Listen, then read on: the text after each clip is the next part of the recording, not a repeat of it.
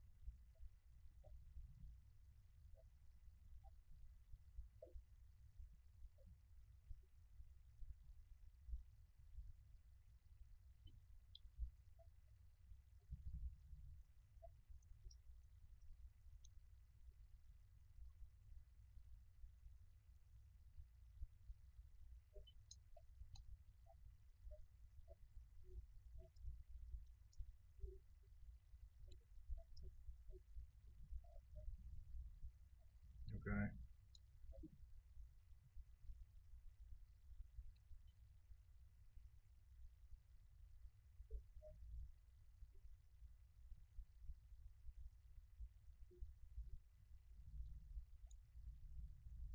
Okay. Better than a flat no. Yes, I agree with that, yeah.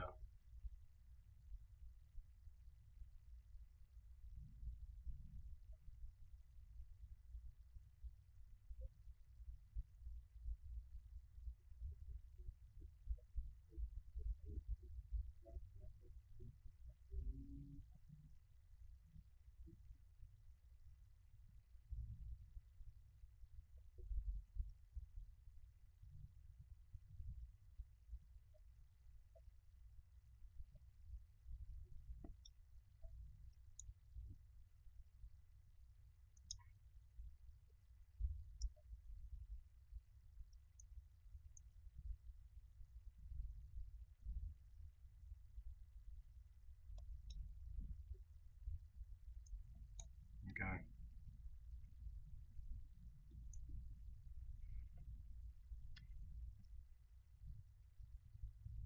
Well, it sounds like you're not real sure about it next time either. I mean, it's okay. Okay. I don't really. I mean, really, we're kind of that is it. Yeah. Kind of is what it is. So As long as it doesn't get us straight no, keep trying. yeah.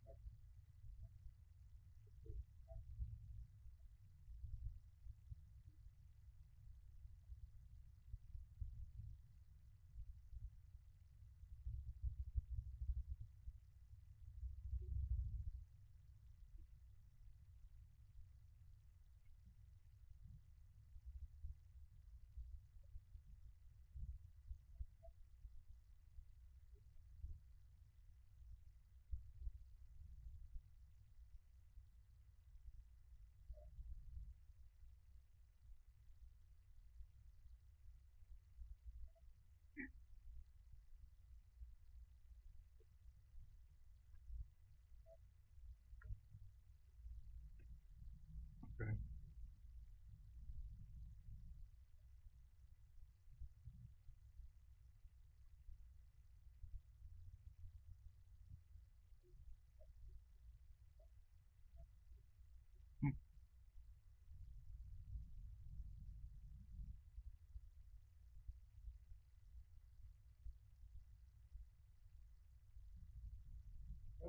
No, I think we're good.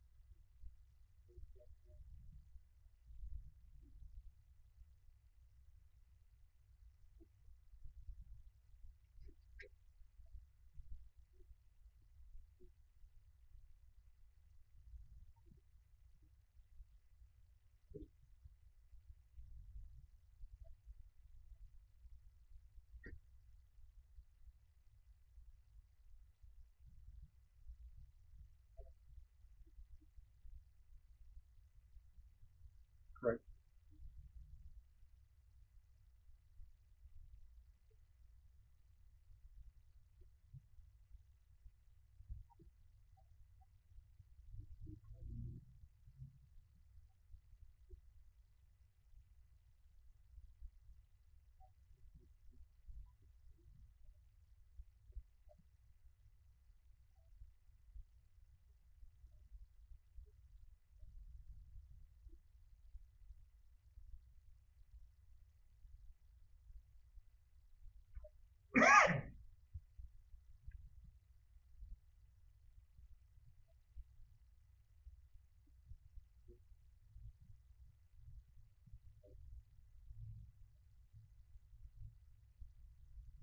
What's the, what happens if we only get one bid total? Is there a problem there?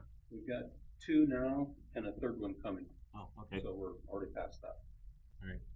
The non-American made, can we even, because that's still a requirement, right? Unless it's, It is, unless you try to get a waiver for it, and we look at it as favorable for us in the bidding process, so it shows that we did get bids, and we will apply for the more expensive one, which will be the American made that meets their rules. If they wanna come back and say they'll give us a waiver for the cheaper one, I'm guessing that's up to them.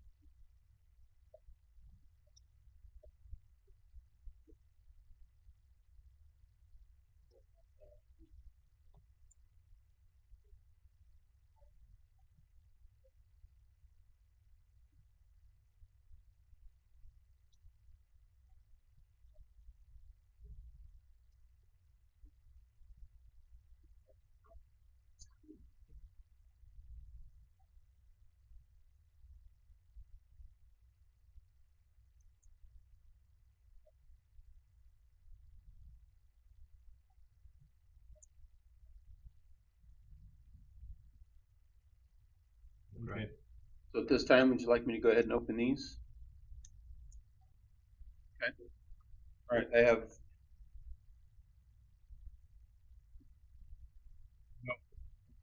It's agreeable. Let's do it. okay, we have two bids, they're both from Greenmark. They both were confirmed that they did come in on the 13th, so we missed opening when we were intending to. And like Curtis said, I did talk to them and they are okay with us opening them now. So the first one is for snow removal equipment from Greenmark Equipment on Iris Road in Plymouth. And I'll let Jeff go through all the legalese mumbo jumbo. They did prepare these with. That's Curtis's. Okay, well, they did, I'll tell you, they did prepare these with, help from Mark, Shillington, to try and keep the bids, according to what we were looking for. This particular bid is for, the 5 Series, which is the, smaller, non-American made. And it's $114,655 for the tractor. Another $745 for some of the equipment, $14,750 for a 72-inch mounted rotary broom, $30,850 for the 72-inch displacement blade. There is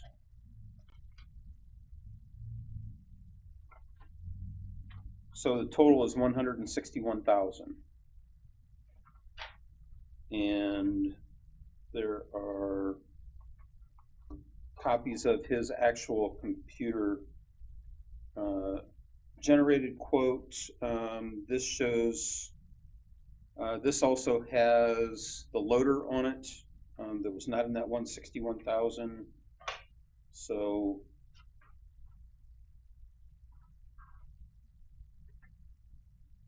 looks like there was an $18,000 discount. Let's see if this lasts.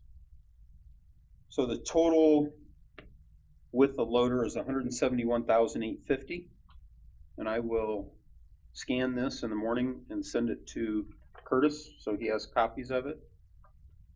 And then the second bid, again also from Greenmark on Iris Road. Goes back to Jeff.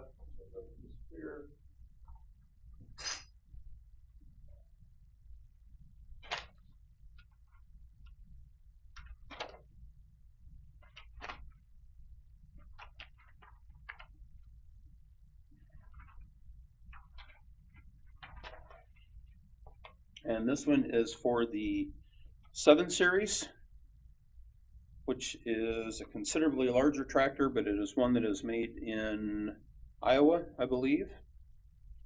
And with the VHF transceiver, the spotlight, the rotary broom, displacement blade,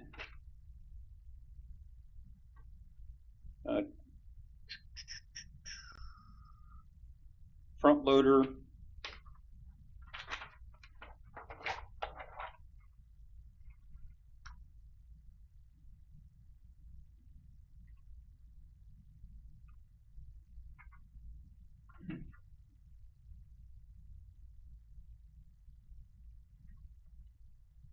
looks like the total is $322,095. Now there's an, so that includes this extra page that's on here.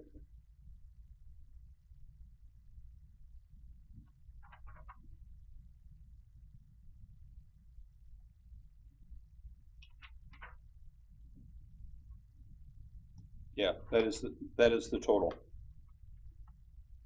So keep in mind that's going from a 5,000 series to a 7,000 series. We're going from 100 and presumably 140 horsepower tractor to a much larger framed 210 horsepower tractor.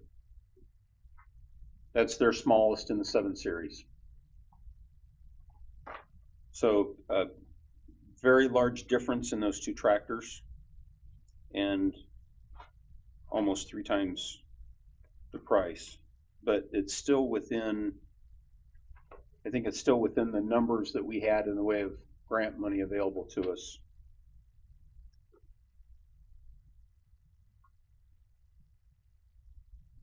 So that was 130 horse for the smaller one. How much wider is that 7 series blade compared to what you guys have been using, do you know? The FAA is only approving a 6 foot wide blade, so it's 72 inch, 6 foot wide blade. Our intentions in talking with Mark are more than likely to pay the extra out of our own pockets to get a wider blade that will be more usable for us, because the one that we're using now is 10 foot wide. It's 8 foot that has extension wings that move it out to 10. One of the problems that we have discussed with the suppliers is this larger tractor is big enough that the smaller blades really aren't built to, for that big of equipment, and you could destroy the smaller blade with that big equipment. So that's another reason that we were looking at. We were given round figures of maybe $1,000 to upgrade on our own if we decide to do that to a blade that the bigger tractor would not destroy and would be better use for us. 10 or 12 foot. Yes. Only 1,000 to upgrade? Yeah, that we were surprised too. Yeah, it's just a bolt-on plate on the ends. So it's not a whole new blade, they're just Right. adding on to it. Or it could be a whole new blade. I don't There know. are some differences in the framework behind it. That's not that bad. So, I guess what I would request is let me get these scanned and sent to Curtis for Curtis to suggest which way to go and get, so he can still get that to the FAA for grant consideration by the 15th.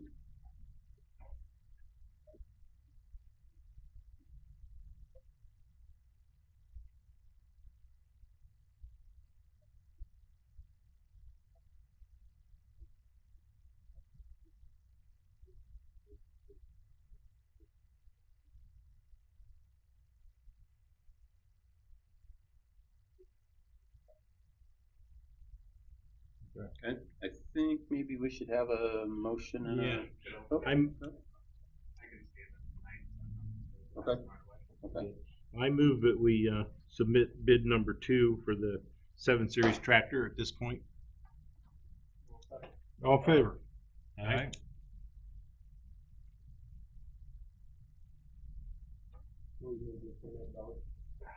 I would recommend that you rescind that motion, you move too fast for me.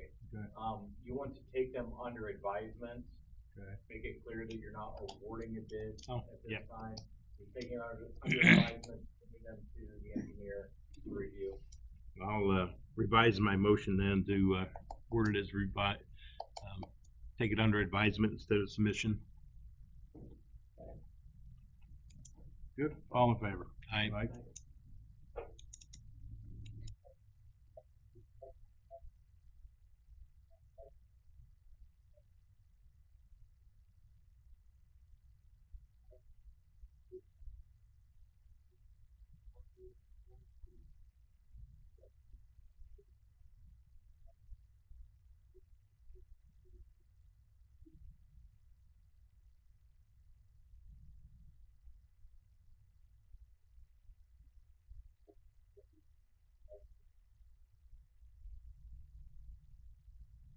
Yeah. Do we need to, so So do we have that form, or are you gonna get it to us, or how do we do that?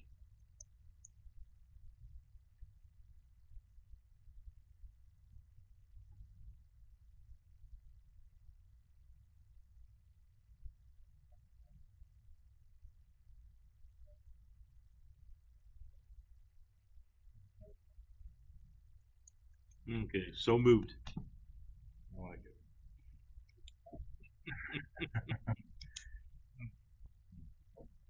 All in favor? Aye. Okay. I like it.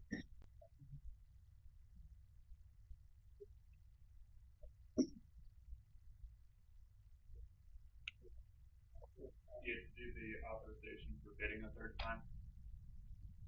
For the 20th?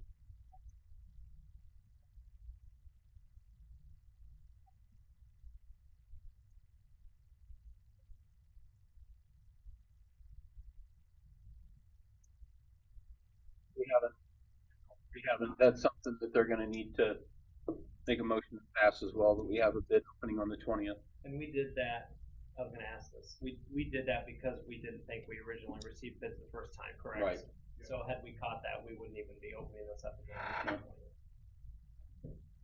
And opening up another session of bids, is there gonna be a new bidder? Case will be bidding a 200 horse tractor. So then we can have something to And compare. it will be a 2026 model year, with the understanding that being that it's after the 20th, that we were expecting it was gonna have to be on next fiscal year's budget. So, and Mark had told me that he thought that that would help having an additional bid to show the, All right, so you guys will need to pick a time on the 20th that we can get together to open a bid. I already asked Glenn if he had a preference of time, and he did not. It's a Friday. Technically, you don't have to have a quorum for that, it doesn't have to be a formal meeting. Oh, You just have to have, they have to be opened in public with witnesses. Okay. So if not all of you are available at the same time, that's okay. okay. And I will make sure I question everybody in the office before I come. The salesman called me today about it. I expect he'll deliver it on the 20th. But we still need to make a motion to open them on the 20th, Yeah. right? And, but same place, same time? I mean, Friday. if anybody's Over available there? earlier, cause a Friday evening. Yeah, that would be nice. Yeah, anytime. For earlier in the day, whatever you, I can even do like a noon or something. that would be fine with me too, Yeah. since we don't have to have a quorum. Do we have to do it here or at the airport? In fact, it might be better if you don't have a quorum, because then you don't have to advertise it as a meeting. It's just a big thing. Right. And can we do it at the airport or we have to do it here? What does the bid notice say?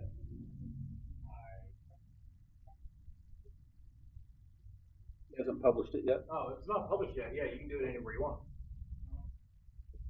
Oh, no. you just have to- It was it going will in be today's, published. it was going in today's paper, wasn't it? Yes. Okay. Yeah, right. That'd be perfect. So I would guess publishing so. it, what did we put in for, I'm looking it up as well, but it wouldn't hurt to look as well. so does the publishing have time and date in the publish? Yes, June 10th. I'm opening up the PDF. That's today. That's when it had to go into the paper, when it had to be published, had to be published 10 days in advance, according to our It won't attorney. be at noon. It says the Plymouth Board of, wait, do I need to go to a microphone or? You can. It's up to you, you're the one who listens to the recording. For the public.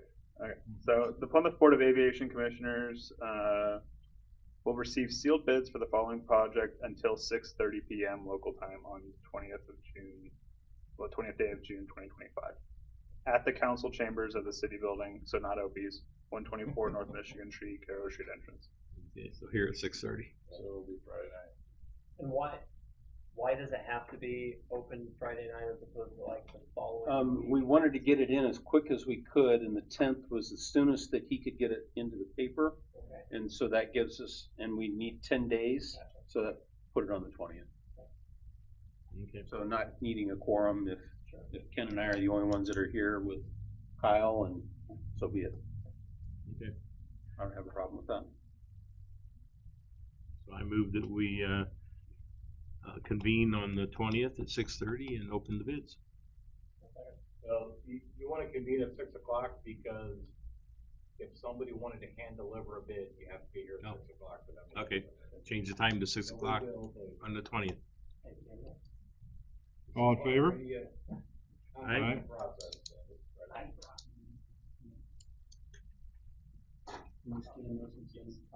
Okay. Okay, anything else for you, Curtis?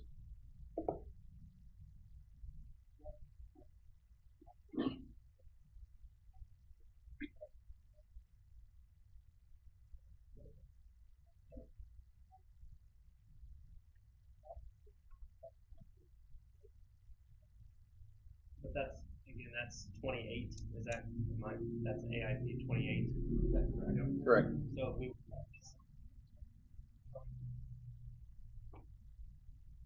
All right. Thank you, Curtis. All right, Bill. Good. My intentions this summer were to remove the windsock tower as it's in very bad repair. We lost one of the 4 lights on it a year and a half ago. Michiana couldn't seem to get the 4th light reinstalled, so they knocked it down to 3. We have to have a three minimum. And in the high winds we had a few weeks ago, one of those flew away. The pole's in very bad repair. It needs stripped and recoated. The swivel for the windsock is bad and on there at an angle, and would need replaced. And I got to looking and I found a supplier for a new windsock, 16 foot tall, 2-inch stainless steel poles, 4 LED lights on the top on the sock, an 8-foot sock with an obstruction light on top, $7,200. It was delivered today. I noted last week that the existing one is in op for 2 months while we get the new one installed. I'll have to get an electrician to help us run the wiring for it, but we're going to install it where the existing one is at. And it's stainless steel, so it should give us a long life over what's there. When I started looking at how much work it was going to be to rework the one that we have, I thought this was a very reasonable route to go to just replace it with something new. How is it mounted? Like, you know, how does It's it? a stainless steel plate. What I ordered is one that's intended for mounting on top of a building. So it's a 16-inch stainless steel plate with 8 bolts, goes up a foot, an 8-inch stainless steel plate, and there's a hinge on one side of it, 4 bolts. Okay. So this is hingeable to lay it down to work on. The option that they had for a ground mounted one, you actually had to bury an 8-foot pole in concrete to mount it to. And I thought this just made a lot more sense for mounting it to the existing concrete pad that's there now. Cool. So that's one of many projects we have going this summer. We have gable power vent that we've received and a static vent with a humidistat control that will be going in the north end of hangar C. That hangar in humid conditions condenses water on the steel roof and rains on the airplanes. So it's one that Steve had complained about for a long time, that we actually have, we don't have to run any electric because there's a plug right there and all this stuff plugs into each other. So the fan plugs into the humidistat control plugs into the wall. So we'll be working the next couple of weeks to get that installed. We also have received a dozen LED spotlight panels, floodlight panels. We're in the process of changing out all of the old lights on the hangars on the outside and on the parking lot. We also have the 3 light poles that we've had for several years that Auto Park donated to us. Our summer help sanded them down and has repainted 3 sides of them to match the existing light pole. And we, when the contractors are there with their boring equipment to put in lighting at the airport, we're going to use their boring equipment. I've already done the locate for those, so we'll have 6 additional floodlights on the terminal apron and 1 additional floodlight above the mailbox on the parking lot. So we'll get the place lit up real good.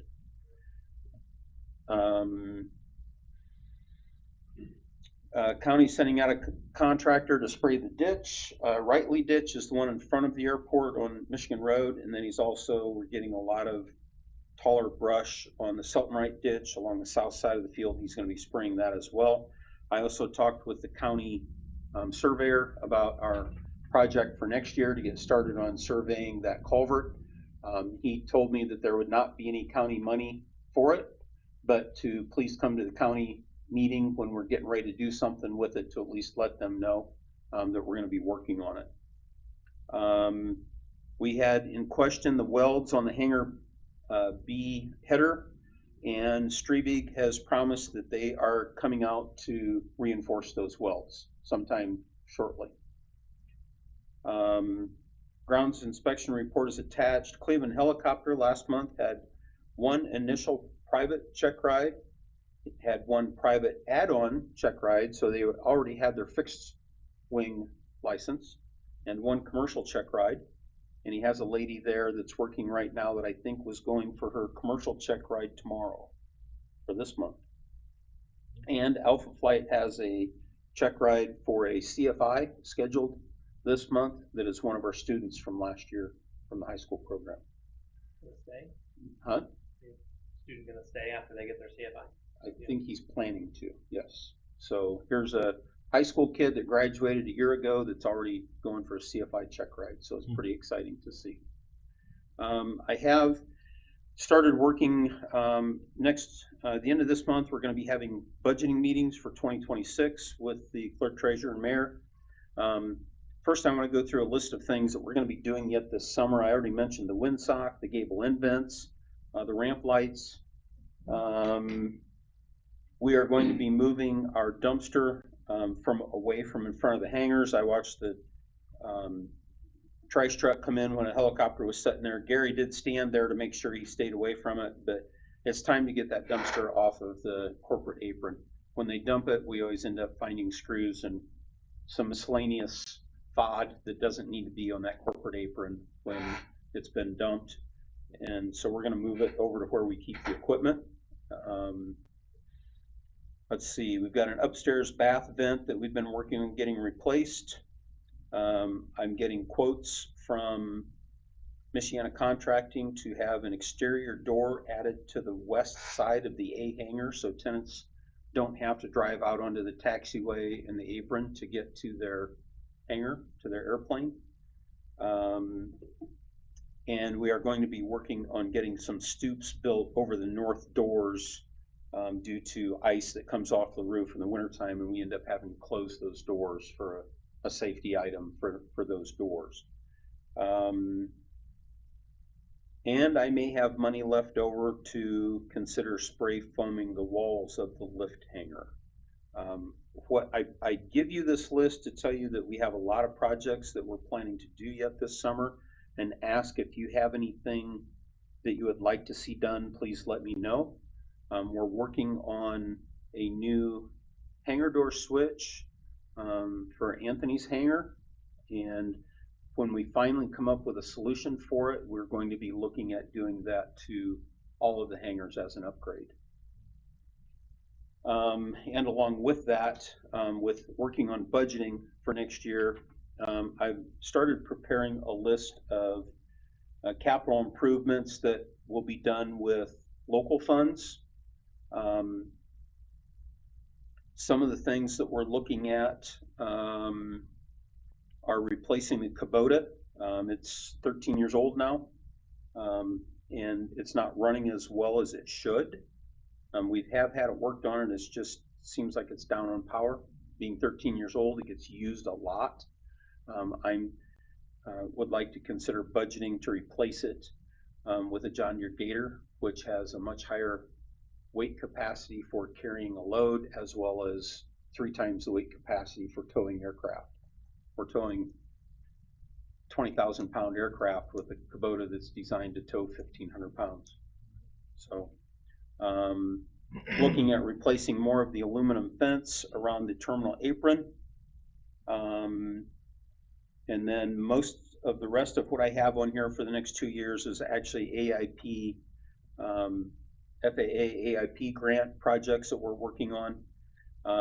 There was a TSA inspection last week of Alpha Flight, being that they're a 141, and the lady that came said that she would be back very soon to work with us and possibly get us a TSA grant to finish fencing off the airfield to the west and possibly to the east. Dan showed her the red rock, and she said, absolutely, this needs to be fenced off, and we're hoping that TSA is going to come up with some money for us to do that. So trying to hit all avenues that we can to get some things done. Along with this, there's been some talk with the city council about replacing the fuel farm.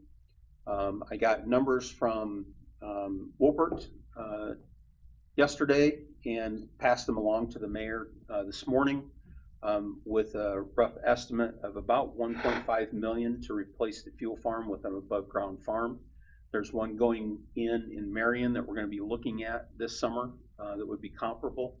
And then I've started investigating between IDEM will help cover removal of old tanks, and then there is state money available for new tanks. The city was told that there is no FAA money for fuel farm, and they were expecting it to all be on them.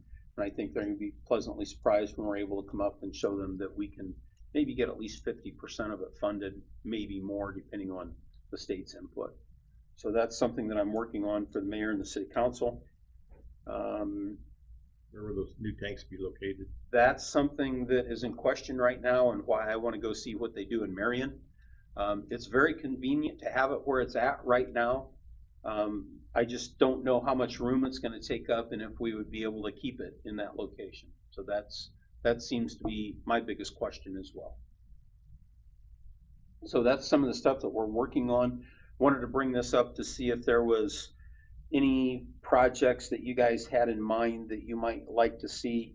On this list, I do have some additional hangars, buildings for all this equipment that we've been buying, and a few other small things like that we're looking at, and seem to be getting some interest from the city council on doing some things at the airport.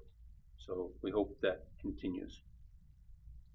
But When as you you brought get up that, ideas, pardon me? when you brought up that fuel farm, the last time we talked about it, the city council was, they seemed to be pretty supportive of that, if I They were. remember right, yeah. They were, and Randy Longenecker has quoted some larger numbers than what we're actually looking at. I think he's been involved with some that were maybe pretty bigger tanks than what we have, and more complicated systems. And so with having some actual numbers in hand, and Randy supports us getting on it, getting it done as well. And then of course, add to that the city is going to have to be replacing the tanks at the street department soon as well. So it's in their mind that these need to be done. So that's I think part of why it's all coming to the forefront. And they'd be doing the same thing with the street department above ground. The street department would, I believe, yes. Anybody that's pulling them out of the ground right now is going above ground. It's just easier for IDEM inspections. It's less inspections required. It's just everything is a whole lot easier with Indiana Department of Environmental Management when they're above ground. So as you think of, if you think of anything that you'd like to see done, please shoot me a message and I'll try to see where I can fit it in on my list and see if it's something maybe we're already thinking of, or I can't always think of everything. I've always been given some good suggestions and be happy to entertain anything you might come up with. Of course, I've got Steve Hupka still hangs out when he's feeling well at the airport. He has his good days and his bad days, but he does come out usually 1 or 2 days a week and kind of stays in touch with what we're doing. He can't walk across the hangar to his airplane. He can't breathe. So he hasn't been flying, but when he has good days, he's out and is in good spirits. So Yeah, I'm glad to hear that. Do we get much use of the courtesy car? a lot, yes. I've never been in it. What's the condition like? Surprisingly enough, that old Crown Vic, there's people that call and ask if they can reserve it because they want it. They love that old Crown Vic. The other car, I was looking recently, and I do have it on my list as I would like to upgrade. The problem is to get something that I would consider an upgrade, we're probably going to end up spending maybe $10,000 or $15,000. I think we got lucky when we bought that one for the $5,000 that we paid for it, and it's I would have no qualms driving it to Indianapolis. Makes a little bit of rattle when you first start it with the overhead cam, but other than that, it runs and drives fine. And I did just have our summer guy wash them and vacuum them out, and they're not bad. But it is on my list of consideration. I actually have it on. I had it in my consideration for this year, for 2026. I moved it to 2027, and then I moved it to 2028. I may move it back to 2027 next year if it comes to the point that we really need to do something with them. But lately, they have both been out at the same time quite a bit, and people are very appreciative. We talked about, trying to get some of that weekend Notre Dame traffic and stop in front of us. So trying to, not that they would take a courtesy car for the Right. whole weekend up, but you know, trying to find ways that we've got everything that they would want and need, Mhm. small stuff, so. Yep. We've got two and not just one, that's a good step. When I get an out-of-town courtesy car, I like to have the ability to keep it overnight. Do we do that? I do. Having flown into places myself to use courtesy car and been told to have it back in an hour, I've never brought it back. The one that I would go to Indy Metro a lot, and it's a Tom Wood Aviation FBO. Tom Wood's a huge car dealer in Indianapolis. They have a whole line of cars out there. Have it back in 2 hours. I would usually bring it back in 6. They'd never say a word to me. So I understand that, and when someone needs it, as long as it's not the day that people are picking up kids from Culver from summer camp or bringing kids the day for summer camp, because they'll be running back and forth solid those days. If it's not one of those kind of days, I've let people take it overnight quite often. So yeah, I'm very lenient on that, and they're very appreciative of that. A lot of places they have it by 5. That's when we close up. And Yeah. man, I want to go to the show tonight and be back at 8. Yep. I've even let charter captains drive it to Indianapolis rather than having to fly their jet down to Indy and come back the next day, and which keeps their jet on our property overnight.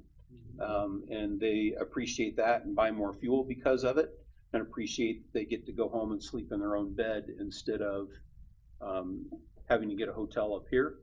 And also, when I've talked to them about getting one of those jets based up here, I started to say, hey, the response was, hey, we know your courtesy car is sitting in front of our FBO in Indianapolis right now. We know how well you take care of us. You don't have to say anything more. So unfortunately, that customer sold his jet. So Is there, on that point, is there any signage on the courtesy cars? There is. Plymouth Municipal? there is, on both of them. We had an incident about 5-6 years ago where someone had one of the Crown Vics downtown at the brass rail and didn't have any signage on them, and someone gave the pilot a real hard time for driving an old squad car, Oh. and I wanted to nip that in the butt. So we do have the logo like what's on the top of my report, with Plymouth Municipal Airport underneath it on both of them. Is there a need for a third? I don't think so. I think there's just a need for something that can handle a fair amount of luggage for when people are bringing kids back to Culver for school.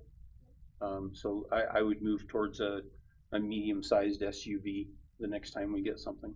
And the Crown Vic, of course, has a ton of room. That's got a trunk that'll swallow a small car. So as long as it keeps running, it's amazing how many people come in that just ask for that car.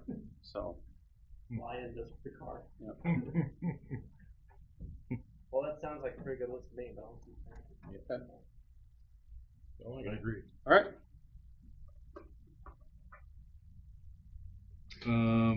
Okay, anything else for Bill? Well, we have runway, grounds, and financial to accept.